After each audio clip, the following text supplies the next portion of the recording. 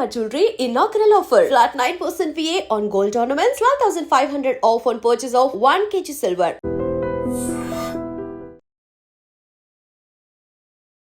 మహబూబాబాద్ జిల్లా కే సముద్రం మండలం నారాయణపురం గ్రామం. ఇది ఇప్పుడు ట్రెండింగ్లో ఉంది. యాక్చువల్లీ ఈ ఏమంటారు, ఈ వార్త కానీ లేదంటే ఈ ఊరు పేరు కానీ ట్రెండింగ్లో ఉంది. ఎందుకంటే తల్లి తన పిల్లల్ని ఎట్లా చంపింది, ఎంత ప్లాన్ చేసి చంపింది, అది కూడా ఏమి ఎరగనట్టు ఎట్లా నాటకం ఆడుతుంది అనేది పూర్తిగా ఇప్పుడు వైరల్గా మారిపోయింది. యాక్చువల్లీ ఉపేందర్, శిరీష వీళ్ళిద్దరు కూడా దంపతులు ఒక 7 సంవత్సరాల క్రితమే వాళ్ళు లవ్ మ్యారేజ్ చేసుకున్నారు. అట్లాగే ఈ ఉపేందర్ అనే వ్యక్తి ఎవరైతే ఉన్నారో ఈయన క్యాబ్ డ్రైవర్, అండ్ ఈ శిరీష అనే ఆమె అత్తగారింట్లో ఉంటుంది. ఇప్పుడు నేను చెప్పిన నారాయణపురం గ్రామంలో ముగ్గురు మగపిల్లలే అనమాట. మగపిల్లలు అత్తగారితోని ఈముంటుంది. హస్బెండ్ ఏమో అదే ఉపేందర్ ఏమో ఇప్పుడు రకరకాలుగా అటు ఇటు తిరుగుతూ పూర్తిగా ఆయన క్యాబ్ డ్రైవర్ కాబట్టి ఎక్కువగా ఇంటి పట్టున ఉండడు. కాబట్టి డ్రైవింగ్ చేస్తూ అప్పుడప్పుడు ఇంటికి వస్తూ వెళ్తూ ఉంటాడు.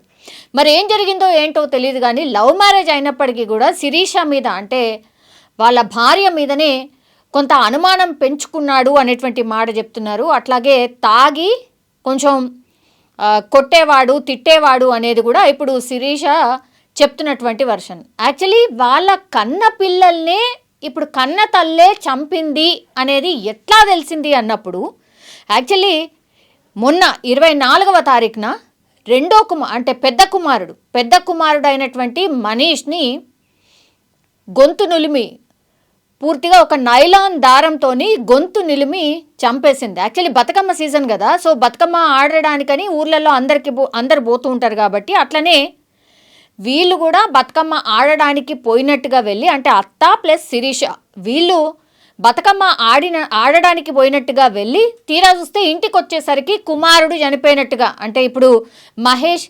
చనిపోయినట్టుగా పూర్తి స్థాయిలో చిత్రీకరించింది. బతుకమ్మ ఆడే బిజీలో అందరు ఉంటారు కాబట్టి ఇక కొడుకుని చంపినా ఎవరికి కూడా అర్థం కాదు, ఎవరికి కూడా తెలియదు అనుకున్నది తల్లి. పూర్తిగా గొంతు నులిమి చంపేసిన తర్వాత మళ్ళీ ఏమీ ఎరగనట్టుగా కుమారుడి మృతదేహం మీద ఏడవడం స్టార్ట్ చేసింది. సరే, ఇప్పుడు మనీష్ అనేటైన ఈయన ఫస్ట్ కుమారుడు, లాస్ట్ కుమారుడు, ఆయన పేరు వచ్చేసి నిహాల్. కేవలం 2 సంవత్సరాలే.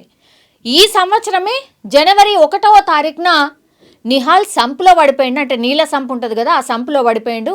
అక్కడ అత్త చూసి వెంటనే కాపాడింది, ఓకే.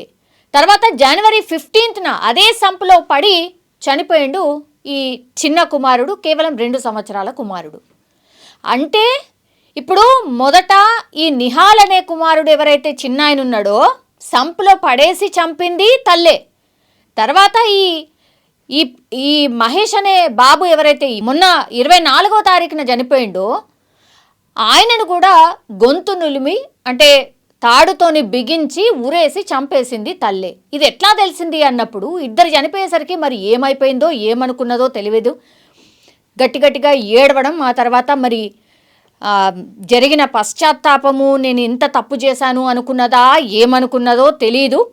హస్బెండ్ పదే అసలు అట్లెట్లా, మొన్ననే కదా చిన్న బాబు చనిపోయిండు, మళ్ళా ఇప్పుడు రెండో బాబు చనిపోవడం ఏంది, అసలు ఏం జరుగుతోంది, ఏంది మన మీద ఇంత కక్ష కట్టింది ఎవరు ఏంటి అనేది గుచ్చి ఒక గంట సేపు భార్యని అడగడంతో వాళ్ళని చంపింది నేనే అని భర్తకు చెప్పిందట.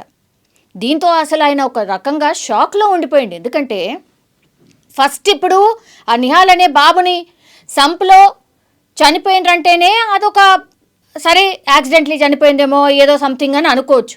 రెండో బాబు సేమ్ ఇంట్లో అదే రెండో బాబు మన మీద కక్ష కట్టి ఎవరో చంపుతున్నారు, తెలియకుండా చంపుతున్నారు అని చిత్రీకరించే ప్రయత్నం చేసింది ఇప్పుడు శిరీష. దీంతో డౌట్ వచ్చింది. అంటే పోలీసులకు డౌట్ రాలేదు, మరి కన్నతల్లి ఎట్లా చంపుతుందనే డౌట్ రాలేదు, కానీ అందరూ మాట్లాడుకోవడం స్టార్ట్ చేసేటట. ఏమో మరి అసలు మీ ఇంట్లో ఉన్న వ్యక్తులే ఎవరైనా చంపుతున్నారా ఏందా అని మాట్లాడుతున్నారు. అసలు శిరీష ఏమవుతుంది, ఎందుకు మన పిల్లలే ఎందుకు చనిపోతున్నారు, ఎట్లా చనిపోతున్నారు ఏంటి అని గుచ్చి అడగడం స్టార్ట్ చేసేసరికి భర్తకే ఏడ్చుకుంటూ అసలు విషయం చెప్పింది. నేనే చంపేశాను ఇద్దరిని కూడా, మరి నువ్వు నన్ను పట్టించుకోవట్లేదు, నా మీద అనుమానం వ్యక్తం చేస్తున్నావు, ఆ తర్వాత నువ్వు ఇంట్లో కూడా ఉండవు, అసలు తల్లిగా నా మీద కంటే కూడా మీ అమ్మ మీదనే ప్రేమ చూపిస్తున్నారు, 3 పిల్లలు కూడా నేను అది తట్టుకోలేకపోతున్నా, పూర్తి స్థాయిలో నన్ను అసలు మదర్గా కూడా చూడట్లేదు పిల్లలు, సో అటు నువ్వు పట్టించుకోక ఆ తర్వాత పిల్లలు కూడా నన్ను పట్టించుకోక కేవలం మీ అమ్మ దగ్గరికే పోతున్నారు, ఆమె దగ్గరనే ఉంటున్నారు, ఎక్కువగా ఆమెతోనే ప్రేమగా మెలుగుతున్నారు, ఇది నేను తట్టుకోలేకపోతున్నా, అందుకే 3 పిల్లల్ని చంపిన తర్వాత నేను కూడా చనిపోదాం అనుకున్నా, ఎందుకంటే నేను చనిపోతే ఫస్ట్ అసలు నేనే ఆత్మహత్య చేసుకుందాం అనుకున్నా, కానీ నేను ఆత్మహత్య చేసుకుంటే మళ్ళీ 3 పిల్లలు ఏమైపోతారు, అనాథలు ఎవరు చూసుకుంటారు అనిపించింది, అందుకనే 3ని చంపిన తర్వాత నేను ఇట్లా చనిపోదాం అనుకున్నా అన్న మాట చెప్పిందట. అసలు షాక్ అనమాట. ఏందిది అసలు ఇంత ఘోరం, ఇంత నెగిటివ్గా ఒక తల్లి ఎట్లా ఆలోచించగలుగుతుంది? అసలు బిడ్డల్ని చంపేటప్పుడు చెయ్యిలు వనకవా, అసలు గొంతు వనకదా, అలవోకగా అబద్ధాలు ఎట్లా చెప్పగలిగింది? అప్పుడు చిన్న బాబుని సంపులో వేసినప్పుడు కూడా నీకు దయ రాలేదా? నీళ్లు మింగుతూ కళ్ళు దేలేస్తూ అంత దారుణంగా ఆ బాబు అందులో మునిగిపోతుంటే కూడా ఆ తల్లికి దయ రాలేదా? ఆ తర్వాత గొంతు నులిమేటప్పుడు ఎంత విలవిల కొట్టుకొని ఉంటాడు బాబు, అప్పుడు కూడా ఈ తల్లికి దయ రాలేదా? ఇదే మరి ఎవరైనా ఆలోచిస్తారు ఇదే. ఏ కన్న తల్లి కూడా ఎక్కడ కూడా ఇంత దారుణంగా పిల్లల్ని నిర్దాక్షిణ్యంగా కన్న తల్లిని నేను అని మర్చిపోయి చంపగలుగుతారా? ఇది అతిపెద్ద ప్రశ్న. అసలు మనం ఏ సమాజంలో ఉంటున్నాం, అసలు మన ఆలోచన ధోరణి ఎటుపోతుంది, ఎవరి మీదనో ఉన్నటువంటి కోపాన్ని పిల్లల మీద ఎట్లా తీరుస్తున్నారు తల్లులు? ఈ మధ్యకాలంలో వరుసగా జరుగుతున్నటువంటి సంఘటనలు కూడా అవే. విషం పెట్టి చంపడాలో ఇంకేదో రీజన్స్తోని పిల్లల్ని చంపుతున్నారు, అడ్డు తొలగించుకుంటే నాకంతా లైన్ క్లియర్ అనుకుంటున్నారు.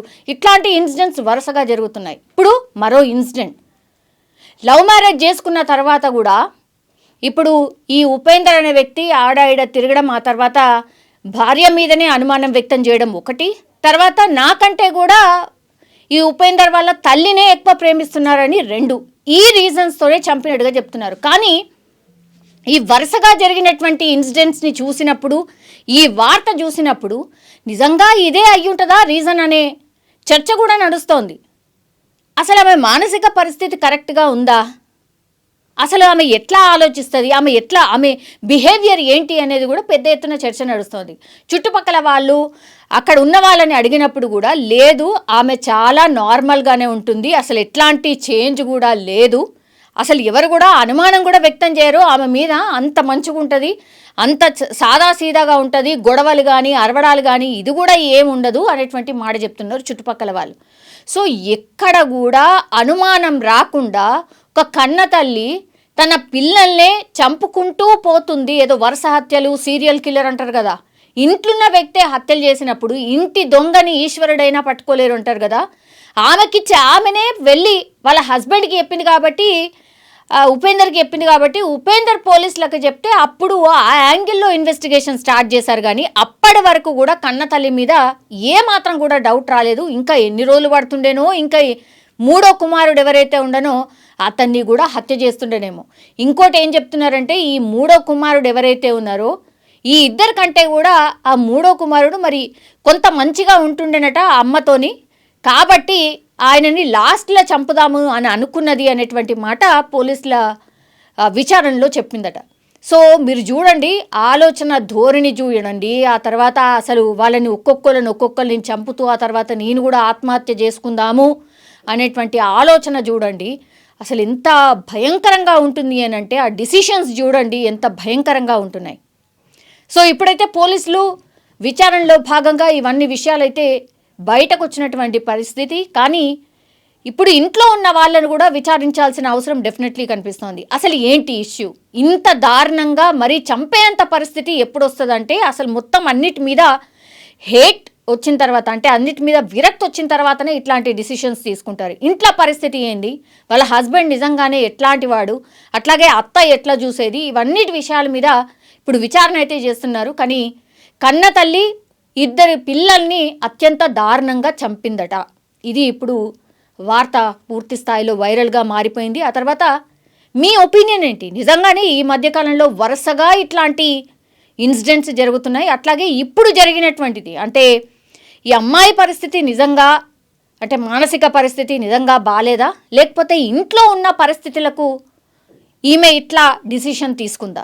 మీ ఒపీనియన్ ఏంటి? కామెంట్ రూపంలో తెలియజేయాల్సిందిగా కోరుతున్నాం. నారాయణపురం గ్రామానికి చెందిన పందుల శిరీష 25 ఇయర్స్. ఈమె 6 సంవత్సరాల క్రితం ఉపేందర్ అన్న వ్యక్తిని లవ్ మ్యారేజ్ చేసుకున్నది. దీనిలో భాగంగానే వీళ్ళ దంపతులకు 3 కుమారులు జన్మించారు.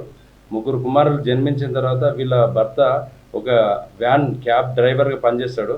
తర్వాత 3 పిల్లలు జన్మించిన తర్వాత తనను పట్టించుకోవడం లేదని, తర్వాత బాగా తాగుడుకు బానిసాయి, తనను నువ్వు వాడి దగ్గర పడినావు, వీళ్ళ దగ్గర అనే అక్రమ సంబంధం అంటగడుతున్నాడు, సూటిమోటి మాటలతో తిడుతున్నాడు అని, అదేవిధంగా తనకు పుట్టినటువంటి ఆ 3 పిల్లలను తన దగ్గరికి రాకుండా వాళ్ళ అత్తమామ దగ్గరికి వెళ్తున్నారని, వాళ్ళకే దగ్గర వేస్తున్నారు.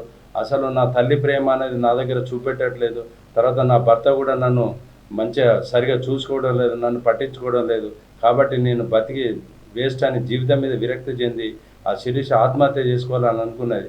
కానీ ఆత్మహత్య చేసుకుంటే నా 3 పిల్లలు ఆగమైపోతారనే ఉద్దేశంతో ఒక్కొక్కరిని చంపాలని నిర్ణయించుకొని దానిలో భాగంగానే 2025 సంవత్సరం జనవరి నెలలో తన 3వ కుమారుడైన మనీష్ 2 సంవత్సరాలు ఉంటాయి, అతన్ని చంపాలనే ఉద్దేశంతో తన ఇంటి ముందు గల వాటర్ సంపు లోపల ఊపిరాడకుండా అతని యొక్క తలను ముంచి ఊపిరాడకుండా చేసి చంపివేయడం జరిగిందని చెప్పింది.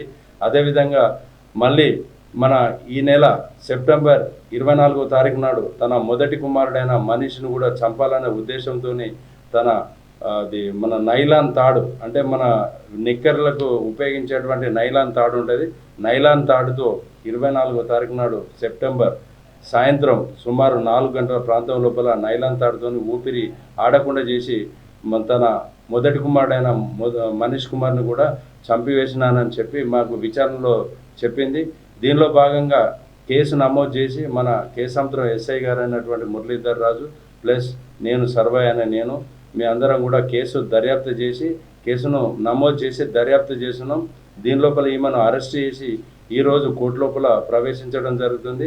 దీనిలో భాగంగానే మన మహబూబాబాద్ జిల్లా ఎస్పీ సార్ తర్వాత డిఎస్పీ సార్ ఆదేశాల మేరకు కేసును నమోదు చేసి దీన్ని దర్యాప్తు చేస్తున్నామని తెలియపరుస్తున్నాం.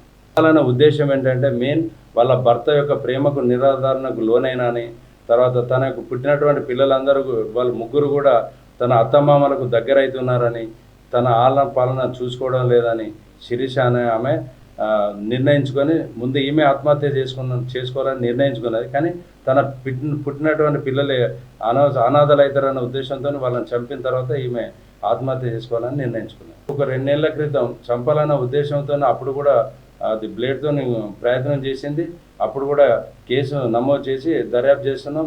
ఈరోజు ఆమెను మొత్తం వివరాలన్నీ మనకు చెప్పడం జరిగింది. దానిలో భాగంగానే ఆమెను అరెస్ట్ చేసి ఈరోజు కోర్టులో ప్రవేశపెడుతున్నాం. నిజంగా ప్రస్తుతం ఉన్నటువంటి సమాజం దేనికి ప్రయారిటీ ఇస్తుంది? ఆర్థిక సంబంధాల చుట్టూ మాత్రమే తిరుగుతుంది. మళ్ళీ ఎన్నికలంగానే చాలా విరక్తి కలుగుతాను. మంచి అనిపిస్తుంది కదా, లేడీస్ కూడా ఛాలెంజింగ్ జాబ్స్ చేసినప్పుడు చాలా బాగుంటది. ట్రాఫిక్ అసిస్టెంట్స్ గా నియమించిన ట్రాన్స్జెండర్స్ అందరితో సాల్యూట్ చేయించుకుంటున్నారు. ఫుడ్ డెలివరీ ఇవ్వటానికి వెళ్ళినటువంటి డెలివరీ బాయ్ అనిల్ పై కళ్ళ ముందు